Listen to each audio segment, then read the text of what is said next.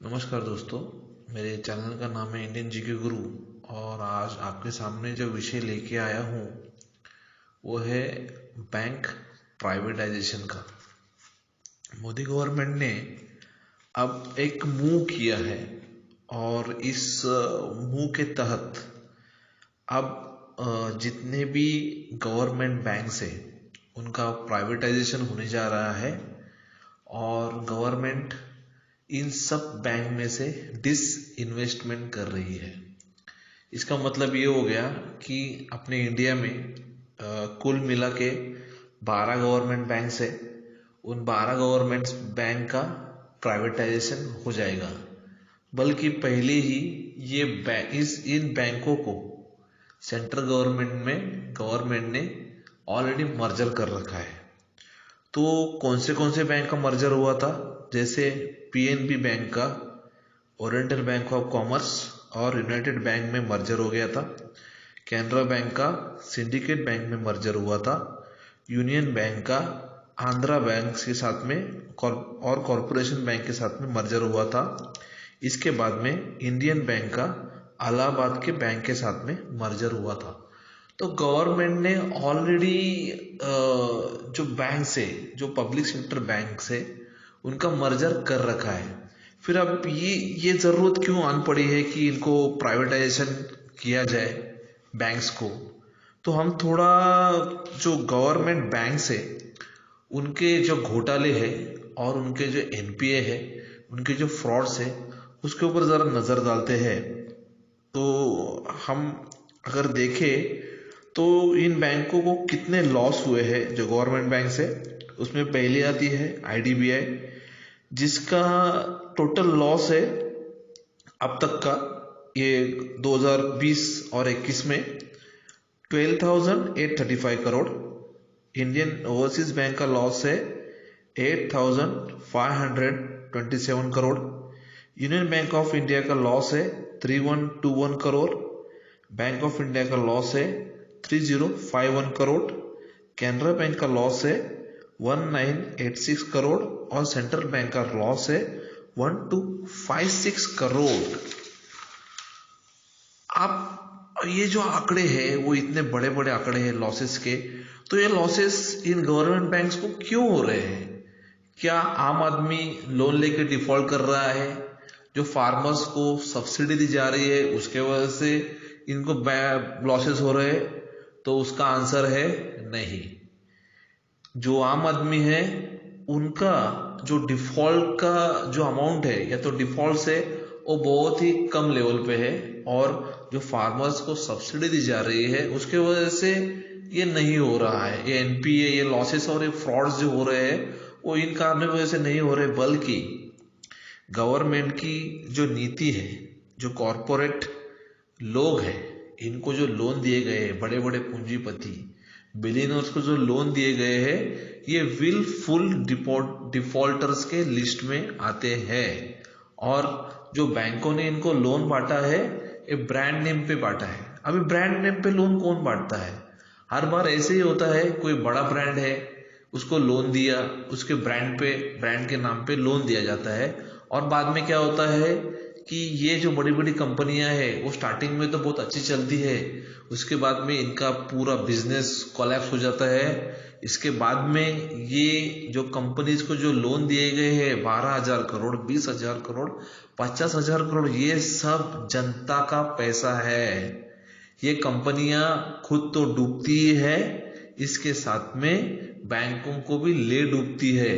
इसमें एक्चुअल जो लॉस होता है वो ना तो बैंक का होता है और ना तो इन कॉरपोरेट सेक्टर वालों का होता है। इसमें जो लॉस होता है गरीब आदमी, आम जनता जो कॉमन पीपल है उनका ही लॉस होता है। क्योंकि अगर बैंक डूबता है तो हमको हमारा पैसा नहीं मिलता, जो कॉमन पीपल है उसको उसका पैसा नहीं मिलता। तो हम इस नतीजे पर पहुंच सकते हैं कि हमारी वजह से जो आम लोग हैं उनकी वजह से ये बैंक का प्रॉब्लम नहीं होता है, ये सब कॉरपोरेट लोग हैं।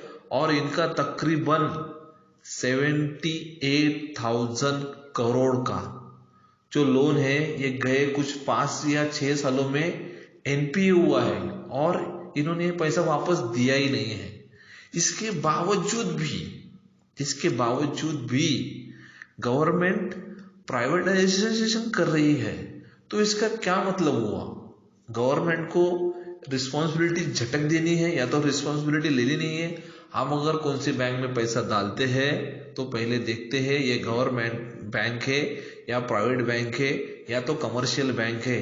अगर गवर्नमेंट बैंक है तो हमारा पैसे की जो सिक्योरिटी रहती है वो 100% होती है, और अगर प्राइवेट बैंक्स रहेंगे तो यहाँ जो सिक्योरिटी का प्रॉब्लम है वो 0% पे आ जाता है। क्योंकि अगर हमने देखे तो गए आई थिंक ये 5 या 6 सालों में जो घपले किए कॉरपोरेट सेक्टर वालों ने वो बहुत बड़े लेवल पे किए हैं। इसका पहला उदाहरण मैं देना चाहूंगा, पंजाब नेशनल बैंक, मेहुल चोकसी। इन्होंने जो घपला किया है ये घपला है 12,000 से 13,000 करोड़ का। इसके बाद में आते हैं जतिन मेहता जी, इन्होंने 7,000 करोड़ का घपला किया है। इसके बाद आते हैं विक्रम कोठारी जी, इन्होंने 800 करोड़ का घोटाला किया है। इसके बाद में आपको तो पता ही होगा विजय माल्या जी जो आपके फरार है, इन्होंने जो घोटाला किया है वो 9091 करोड़ का है, 1000 करोड़ का है। इतने बड़े बड़े घोटाले हैं। और ये जो पूंजीपति है, ये जो बिलियनर्स है, ये जो कॉर्पोरेट सेक्टर के लोग हैं, ये विलफुल डिफॉल्टर्स के लिस्ट में आते हैं। विलफुल डिफॉल्टर्स का मतलब होता है जिनके पास पैसा है और जो पैसा नहीं देते। इसका मतलब हम जो हमारा पैसा होता है वो एक एक रुपया करके बैंक में जमा करते हैं, सेविंग करते हैं। जो आम जनता है वो सेविंग करती है, बैंक हमारा पैसा लेके इनको बांट देता है। उसके बाद में ये जो करप्ट लोग हैं, ये जो कॉर्पोरेट सेक्टर के लोग हैं, ये हमारा पैसा लेके भाग जाते हैं। इसका पूरा का पूरा जो लॉस है, इसका जो नतीजा है वो हमको ही भुगतना पड़ता है। ये आम जनता ही भुगतती है, कोई गवर्नमेंट नहीं, कोई आरबीआई नहीं, कोई कॉर्पोरेट सेक्टर नहीं, या तो बैंक नहीं, ये हमको ही भुगतना पड़ता है। ये आप सब लोग जान लो। इसके बाद में भी गवर्नमेंट ये समझती है कि प्राइवेटाइजेशन करना है। आज जो करप्शन के लेवल्स है वो तकरीबन 50 to 60% है। कितने भी हम बोले तो हम इसको नकार नहीं सकते। अगर प्राइवेटाइजेशन होता है तो आप समझ लीजिए कि करप्शन लेवल कितना ऊपर जाएगा। इसके लिए मैं उदाहरण देना चाहूंगा पीएनसी बैंक का। हमारा जो पीएनसी बैंक है, इस पीएमसी बैंक को, जो पीएमसी बैंक के जो सीईओ थे, इन्होंने अपनी मर्जी से चलाया। 25 से 30 साल जुना जो बैंक है, इस बैंक का पैसा, जो गरीबों का पैसा था, वो उठा उठा के एचडीएल को दिया गया। सस्पिशियस अकाउंट खोले गए और ये कर करके जितना पैसा है सब उनको दे के बैंक को कोलैप्स किया गया। तो ये प्राइवेट सेक्टर ही था। गवर्नमेंट को ये समझना चाहिए कि अगर उनके हाथ में कोई कंट्रोल है और अगर वो उसको कंट्रोल नहीं कर पा रही है तो इसका मतलब ऐसे नहीं है कि उस चीज को उठा के बेच देना है। इसके बाद में मैं आता हूं आरबीआई के ऊपर। आरबीआई एज अ रेगुलेटर है, आरबीआई के पास पूरे पावर्स है, आरबीआई के पास क्वालिफाइड पर्सन है। आरबीआई इन सब बैंक्स को रेगुलेट कर रही है, फिर भी घोटाले हो रहे हैं और होते आ रहे हैं। ये गवर्नमेंट बैंक में भी घोटाले होते हैं और प्राइवेट में भी घोटाले होते हैं। इसका सबसे उदाहरण प्राइवेट बैंक का मैं देना चाहूंगा, आईसीआईसीआई बैंक का जो वीडियोकॉन का घोटाला हुआ, वो बड़े लेवल पे घोटाला था। तो वो घोटाले सब बैंक में हो रहे हैं। आरबीआई बोल रही है कि घोटाला होता है, घोटाले होते रहेंगे या तो नहीं होते रहेंगे, इसका कोई भी रिस्पॉन्सिबिलिटी कोई ले नहीं रहा है। मतलब जनता का पैसा या तो प्राइवेट बैंक में, या तो गवर्नमेंट बैंक में, या तो कमर्शियल बैंक में सिक्योर्ड नहीं है। और इसके ऊपर हमारे जले पे नमक ऐसा छिड़का गया है कि हमको डीआईसीजीसी का जो कवर है वो सिर्फ और सिर्फ 5 लाख का दिया गया है। तो इसका मतलब ये है किसी का 1 करोड़ रुपया भी होगा तो उसको कल 5 लाख रुपया ही मिलेगा।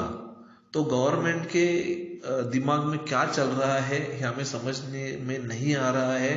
और गवर्नमेंट क्यों प्राइवेटाइजेशन करना चाहती है, इसका गवर्नमेंट ने एक्सप्लेनेशन देना चाहिए। और प्राइवेटाइजेशन होने के बाद में जो हमको सर्विसेज मिलेंगी वो पेड होंगी, फ्री होंगी, क्या होगी, इसका पूरा ब्यौरा गवर्नमेंट ने हमको देना चाहिए। इसके बाद में मैं बोलना चाहता हूँ कि जो प्राइवेट बैंक्स होते हैं इसमें जो मिनिमम बैलेंसेस होते हैं, ये मिनिमम बैलेंसेस का जो आंकड़ा है वो 1000 से शुरू नहीं होता, एटलीस्ट वो 5000 से 10,000 तक शुरू होता है। तो अगर हमने इस बैंक में अगर हमें हमारा अकाउंट मेंटेन करना है तो हमें 5000 से 10,000 रुपया बैंक में रखना पड़ेगा।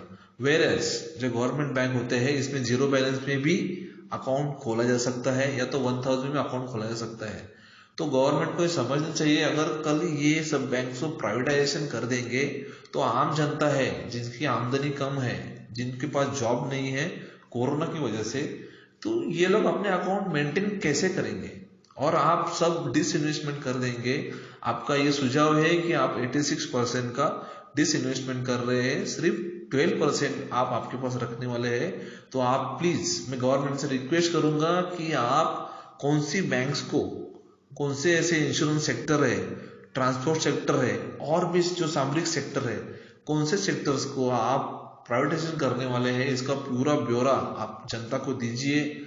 और हमारी ये रिक्वेस्ट रहेगी कि इतने बड़े पैमाने पे अगर प्राइवेटाइजेशन आप कर रहे हो तो इसके पीछे आपका जो क्या कॉन्सेप्ट है और इसकी वजह से हमें क्या फायदा होने वाला है और क्या नुकसान होने वाले हैं, ये प्लीज आप जनता को बताइए। तब तक आप प्राइवेटाइजेशन का मूव नहीं कीजिए, क्योंकि अगर प्राइवेटाइजेशन होता है तो इसका इम्पैक्ट कॉमन पीपल जो गवर्नमेंट एम्प्लॉइज है उनके ऊपर भी होने वाला है। इसके बाद में जो प्राइवेट सेक्टर में जो भी करप्शन होता है वो बड़े लेवल पे होता है, वहां कोई भी गवर्नमेंट इंटरवेंशन नहीं रहेगा, आरबीआई इंटरवेंशन नहीं रहेगा। तो हमारे पैसों का क्या, अगर हम इन बैंकों में पैसा कल रखते हैं और हमारा पैसा अगर समझो डूब जाता है तो इसके लिए जिम्मेदार कौन रहेगा। मैं आरबीआई से और सेंट्रल गवर्नमेंट से ये दरख्वास्त करूंगा कि आप प्लीज इन सबका आप एक्सप्लेनेशन दीजिए और इसके बाद में ही प्राइवेटाइजेशन का मूव कीजिए। मैं मेरी जनता से भी बोलता हूँ, जनता आप सब जाग जाओ, प्राइवेटाइजेशन जो हो रहा है इसका इम्पैक्ट सब पे होने वाला है, ऐसा नहीं है कि कोई छूट जाएगा। तो आप सब देख लो कि क्या प्रॉब्लम्स होने वाले हैं, क्या नहीं होने वाले, हमारे साथ क्या होने वाला है, या आप प्लीज देख लो और इसके ऊपर आप आवाज उठाओ।